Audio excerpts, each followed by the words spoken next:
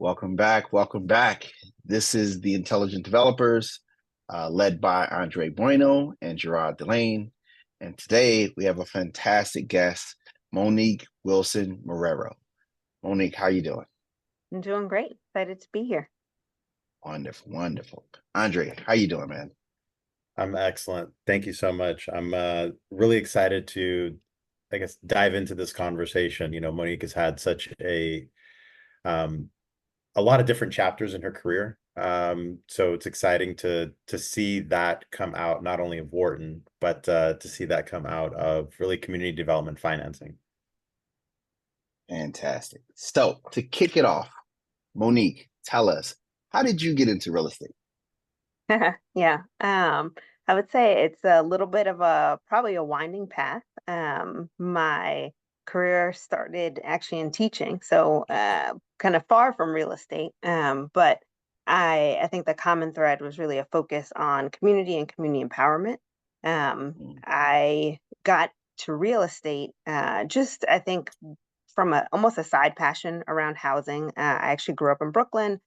Brooklyn is an area where there has been a lot of development, a lot of change. I've seen, kind of watched that journey over the last couple of decades, and there was always an interest for me outside of kind of what I was doing in my day job of how can we ensure that development really benefits members of the community, really uplifts all people who are in the community. And so I started getting involved in kind of housing and the housing world outside of my day job. And a couple of years ago, I kind of took a look. I was ready for a career transition. I was actually moving and a geographic transition. I said, as I take this opportunity, can I take this thing that has been important to me that I've spent a lot of time invested in on the side, and can I move it to the center? Can it be the day job? Can it be the thing that I get to do every day when I wake up? So that was what brought me to my current role in community finance at Capital One. Awesome. What part of Brooklyn, by the way? So I grew up in East Flatbush. Very cool. Yeah. Now I'm back in Brooklyn. I'm in Bed-Stuy. So nice. yeah. I'm an uptown guy. Okay. Harlem and Brooklyn are like two different planets. They might as Exactly. well be. Completely. Very cool. Very cool. So you started out, you start to see the change happening in the community, and you figure, I want to be a part of this. I want to get involved. Yeah. I love it. I love it. I guess fast forward to now, can you talk a little bit about your role now at Capital One doing community finance? Absolutely. So I am part of Capital One's community finance team, which is one of the groups within Capital One that finances affordable housing properties. Our part specifically focuses primarily on LIHTC developments. And my role within community finance is I lead our sub team that's focused on strategy and impact. So we have a really great team that does a lot of our work around the deals themselves, and my team focuses on kind of our overarching strategy and then the impact piece, specifically thinking about how we can accelerate impact for communities and residents. Fantastic. And I know you mentioned that you primarily do LIHTC financing, but have you looked at other innovative models in terms of, using new market tax credits or even non-LIHTC products for creating housing? Absolutely. So Capital One is an entire ecosystem, and we have a broader affordable housing group that plays in all of those areas. So together, Capital One's affordable housing work spans a number of different tools, but community finance is the division that focuses mostly on LIHTC. Understood. I mean, have you seen any sort of, I guess, innovative models in your space for delivering new housing without necessarily relying on the LIHTC product? You're saying when you say within like my space, just broadly in real estate, or community finance within Capital One? Community finance specifically. Yeah. So, I mean, I think maybe I'll kind of talk a little bit. I don't want to get bogged down in the structure within Capital One, but I think probably the way I can best explain it is we actually work in partnership with a number of our different groups across the enterprise. And so We work closely with our community impact and investment group, which provides a lot of our philanthropic funding that comes alongside of our financing. We also do work very closely in partnership with the rest of our kind of commercial real estate group that will do that basically provides all of our kind of permanent financing. So it's not just one unit within Capital One, and broadly speaking, we work across a number of different project types and provide a lot of different financing models in order to move work forward. Very cool. Very cool. Let me go back in time a little bit. So you did some management consulting, right? I did, yes. How would you say kind of that exposure, that type of professional experience kind of helps you now on the community investing side of things? Absolutely. So when I worked in consulting, I primarily focused on strategy consulting. I worked in Boston Consulting Group's social impact practice, actually. So focusing on strategy questions for a wide range of clients that were in the social sector. So they might have been private sector, public sector, nonprofit, and foundation clients. I think the Mm, biggest kind of things that I was able to bring from that and that helped me in my work today are, as I mentioned, we have within our team a number of folks who are working together, some who are primarily focused on the deal, and our team kind of takes the step back and says, okay, where should we be looking and how should we be adjusting our work? And so if I think about specifically as we're, looking at our impact strategy, all of the work around how do we understand resident and community needs? How do we assess our own work? How do we assess our own impact? How do we understand kind of the gaps from where we have been to where we want to go? How do we need to keep evolving as we look ahead to mm, both, where we find our residents' needs changing, where we find our clients, the developers, and how they need to be supported, how we need to adjust in that way. And so all that kind of skill set of being able to take that step back, look, understand, and being able to chart a direction forward are all skills that I was able to hone in consulting and then apply here.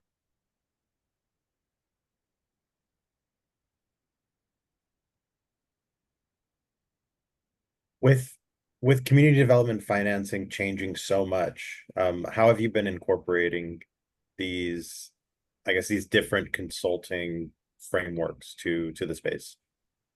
Yeah. I mean, I think part of it, to your point of the industry being dynamic, part of it is being able to kind of look ahead, understand what are changes that are happening, what are things that are important, how do we identify where we need to be responsive, where we need to be proactive and kind of change, course so that we're not stuck in what was maybe working before but isn't going to work as we go forward. You know, I would ask for somebody who's not in the impact investing space, right? Real estate's a big sector. Yeah. If somebody just wants to do a better project, right? Hmm. What ways at which you could say they could measure impact in the types of deals that they're doing? Yeah. So I mean, I think, we think a lot about how we are understanding how residents' lives look different, how resident outcomes are different. There is a lot of work actually right now that's happening kind of broadly across the industry around measurement of impact. And actually, the Multifamily Impact Council has put together recently they developed a framework to kind of help standardize like impact related definitions and measurement. Cool. So I would definitely would I won't kind of go into all the detail here, but I would definitely refer developers to that as something that is being developed for the broader industry and for folks who may be newer to the impact journey to be able to look at and draw from. You bring up a good point. Sustainability has LEED certification as like a gold star to put on your jacket. Yeah, That would be a cool concept for somebody to come up with like a certification, like, all right, you did these things, yeah, you're having this impact, you get a star too. yeah. No, it's definitely. I know I've actually heard that that kind of come up in conversation as one of the places that as an industry we can go forward and where there's Mhm. opportunity. So you may be kind of crystal balling what may be coming down the Perfect, perfect. We'll call it the Monique certification. line. Yeah, no, I was looking at the Multifamily Impact Council. I saw that Sharif Mitchell from Northern Liberties is on the advisory board, kind of helping out Bob Simpson with kind of coming up with this framework. So it's really exciting to see that these reporting guidelines are coming together. And I guess I'm curious, like how has Capital One integrated impact measurement into its projects or into like Yeah. your underwriting flow?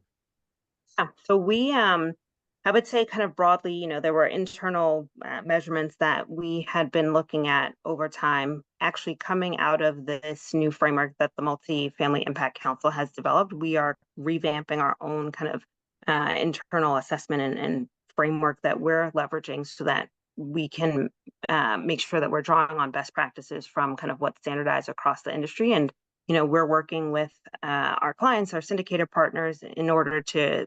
I say that there's the kind of set of things that we all want to make sure that we measure, and then there's the reality of being able to actually measure it. And so we're working closely with our partners as we develop this go forward framework to kind of put in place what we would need in order to make sure that we're able to track and understand and get the data in a timely manner to be able to not only see what's happening, but also leverage it in order to change course as needed.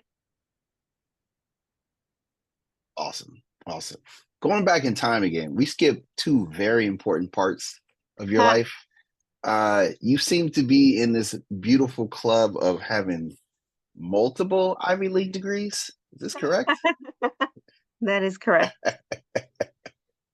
Where'd you go to college? What degrees did you achieve? So my undergrad degree is from Harvard. I studied it was a major called social studies, which is basically for anyone who's interested in any kind of social issue or social problem, and you kind of craft most of your studies over time to culminate in a thesis that you write about related to that social issue that you care about. So that's what I studied in undergrad. I actually have a master's in education. I think I mentioned I was a teacher in my kind of first professional life, and that comes from the City University of New York. And then I went back to business school at the Wharton School at the University of Pennsylvania, and I did again another individualized major in social impact and change management. And were you a math teacher? So I was an elementary school teacher, so I taught everything. But I actually had the privilege of basically leading math achievement across for a number of teachers. Basically, was the math coach in addition to my regular teacher responsibilities, and kind of leading our overall math programming and how we were addressing math achievement across the grade. Wow. My oldest daughter is just going to middle school. Teaching is a very, very, very hard job, especially small kids. Yes, it is. And you manage developers, which is also a very hard job. Equally difficult. I wasn't sure where you were going with that comment. If you were trying to correlate managing developers is like managing children, but I'll leave it at that. I'm telling you, man, it's hard, man. It's hard. It's hard. I know. Trust me, I know. But one of my students last semester actually had me sit in on his thesis, Monique.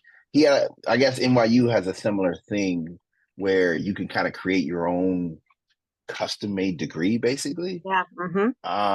And he had his thesis, and he had me kind of sit in on his thesis. I was just blown away about the depth at which you can go by kind of crafting that. Incredibly talented student, by the way, that he bought like 10 deals last year while like his senior year in college. Like incredibly well. And he was crafting his own custom-made like undergrad degree from NYU. I wish I was thinking about this senior year in college. I was not. I got my undergrad in architecture, so it was a different journey. Yeah. But no, I think, what are your thoughts now? The economy's evolving right now, right? We seem to finally figure out inflation. Things are slowing down a little bit. Yeah. What's your kind of view of the world now and the current kind of trajectory of things? Yeah. I mean, obviously we're coming out, or we're technically still in just a tougher period, for the real estate deals. There's just been things that have been tougher for them to kind of pen out financially. A lot of challenges. I know as we hopefully, move to a lower interest rate environment, that will be beneficial, but we're still seeing from our clients a number of other challenges. Insurance costs. I'm sure that is something that continues to come up as our clients navigate challenging just operating budgets. As Hmm. we think about, from the perspective, we've talked a little bit about impact, but as more developers are thinking about and including kind of resident services and trying to make that also work out from an operating perspective, I think funding and how we continue to fund that is a real challenge. We talked about kind of, I think a little bit, you were asking a little bit about kind of financing models. And I think one of the places that we're hoping to see more, opportunity and activity really is in like public-private partnership, being able to get more public funding that's going to come alongside to support, particularly as I mentioned, a lot of these additional needs that developers are trying to meet. So that's a space Hmm. that hopefully that we're going to get to move into. I know it's a space that a lot of folks, including Capital One, are lending their voice to advocate for. So that's definitely a space that I hope will also see easing as we see on the kind of interest rate environment, some improvements as well.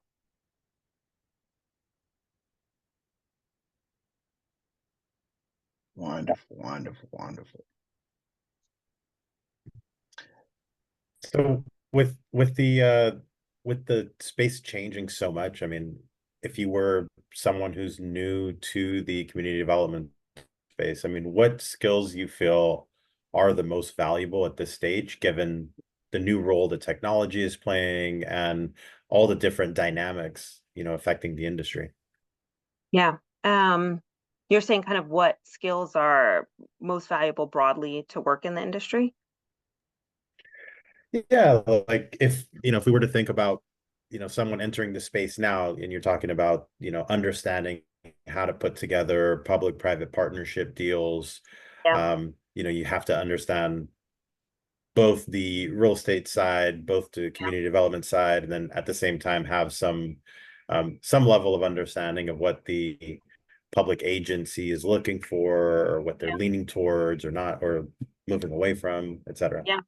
Yeah, I mean, I think you started to call out actually a number of the pieces that are really critical. I think, one of the things that we talk about a lot, just kind of on our team, is being able to dot connect, which there's a lot of moving pieces, a lot of, I think, um, complexity, but also from that, a lot of potential and a lot of opportunity. And so I think that, like I said, the phrase that we talk about a lot is dot connecting and being able to pull all of that together. I see as kind of one of the top skills that's going to be able to help you accelerate in this space.